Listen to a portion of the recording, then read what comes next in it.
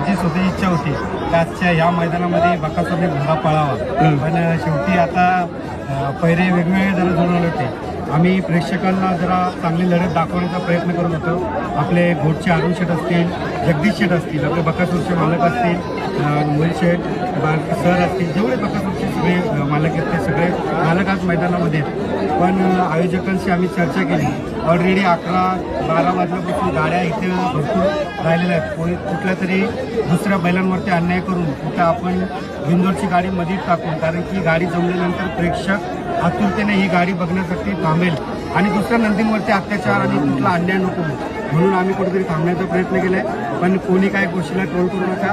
100% ह्याही जे नंदी पळतात आहे, गुडचा सर्जा, ज्याला रॉकेटचा नाव दिलेलं असेल, आपला बकासूर, आपला देव, भुंगाण आणि सैराडी एवन जोडी, ही लढत बघण्यासाठी अखंड महाराष्ट्र उत्सुक आहे. त्याच्यामुळे ही लढत 100% होईल आणि प्रेमाची आणि भावभावांची होईल. कुठं वाद नाही, कुठं